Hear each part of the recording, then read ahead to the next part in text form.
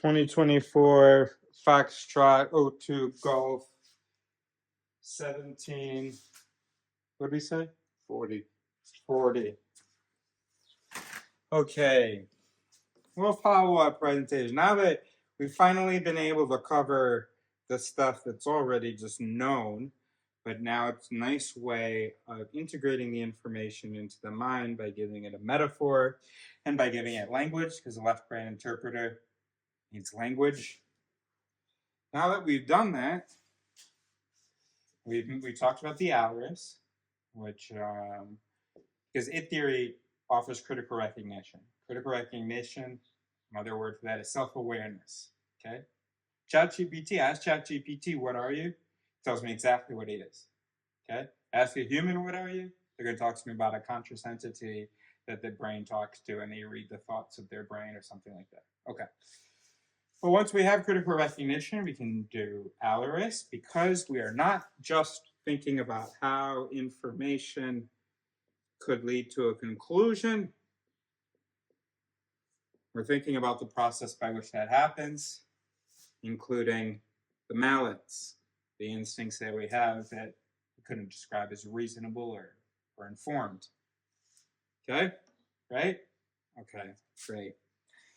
So we talked about the different weights of things in a system, right? Things have different influence, things have different weights. If this thing activates, it's going to be more, it's going to, it's going to have a greater effect on the eventual output than this thing, right? Okay. So how cool would it be?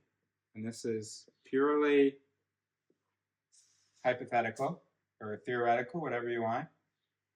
This research is needed, okay? How cool would it be if you could assign a value to each mental operation, a weight? So each instinct has a score, probabilistic score of its influence in the system, its sensitivity and its influence, okay?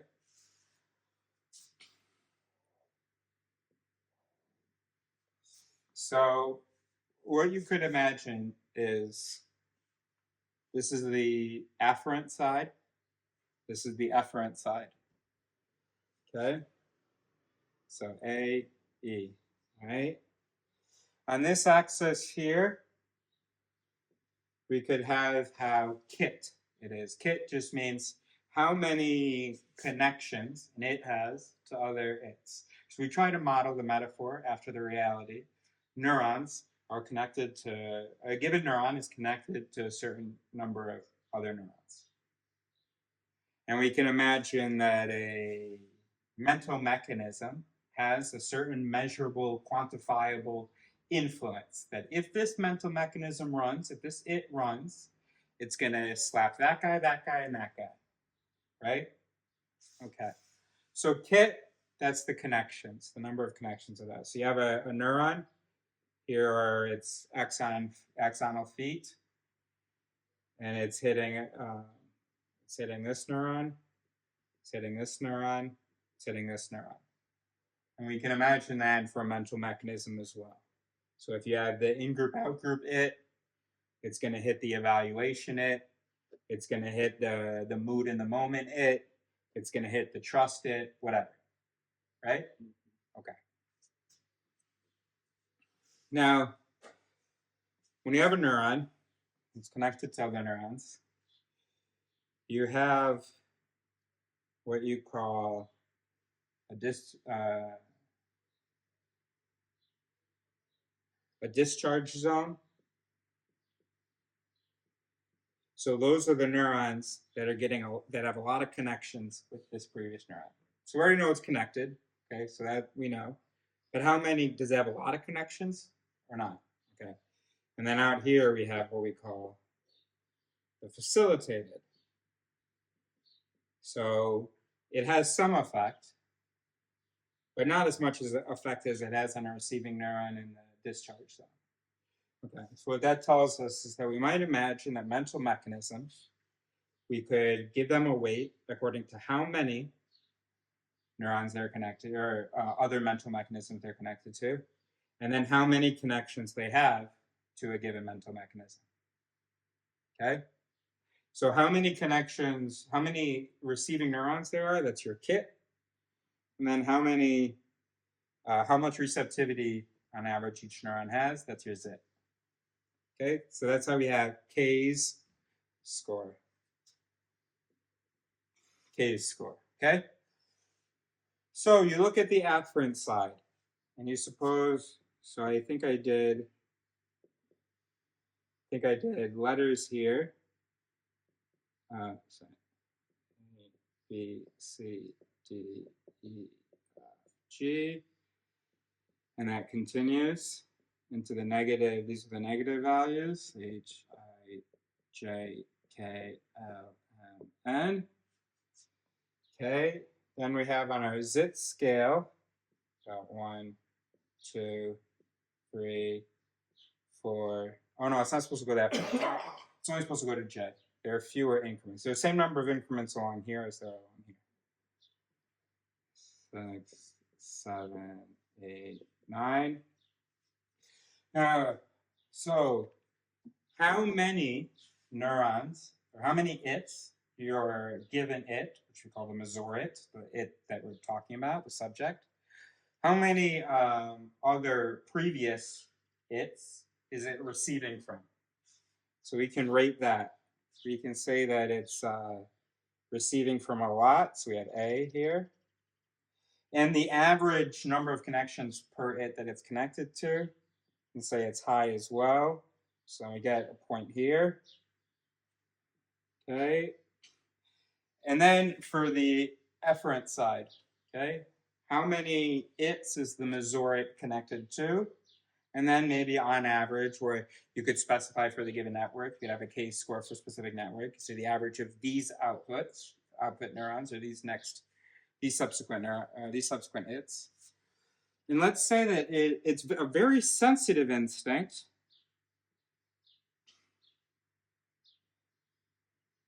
But its output is mild. It's not going to surliver another instinct necessarily. Almost like you can imagine a recessive output. Okay, and then you would have your score for that instinct, for that it. So your score here would be A1 H6. And we know what the center point is, which is I've done it wrong, but suppose here with what I've drawn, it's G5. So it's how far each one is from G5. So the first term, or the first pair, is very far from G5. It's all the way up at A1. Second pair, very close. Okay, so what you know is this is a very sensitive it, but a not super influential it. It's purely just an imagining of a way that we could maybe quantify and compare processing instincts. Does that make sense? No. I mean, how do you know how many connections and neurons? How do you know? Yeah. Well, hold on. Did you hear what I just said? This is a theoretical way of how one might be able to measure mechanisms. Now, your objection or your question is, how do you measure how many neurons a neuron is connected to? Is that a real question? Use a dye. Mm-hmm. Use a dye. You dye it, and you see where it's connected to. Do we have the technology today? I don't know.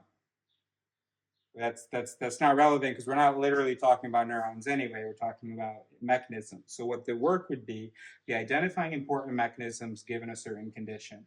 What are the its that typically run if you're in X situation? And among those its, what are their relative strengths? Which of them are more easily activated? And also which of them have a greater effect relative to the other ones involved? What do you mean how many connections a neuron has to other connections? No, you were talking about over here. Huh? What's all that? I mean, how do you know what's involved up there? You use a dye. You look at it with some kind of imaging technology. In the brain? The humans? If you're talking about neurons, yes. So do you not think it's possible to see how? Before you make a decision and you want to, well, what's the Kaez score on this?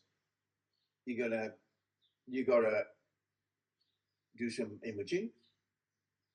No, you don't determine a Kaez score. You look up the Kaez score. The Kaez score is experimentally found, obviously. So you see what the Kaez score is. You say, okay, gosh, you can go in for testing, for instance. You take an implicit bias test, for instance, and we see what the latency is on your ability to categorize a thing that is both good and black, or is either good or black.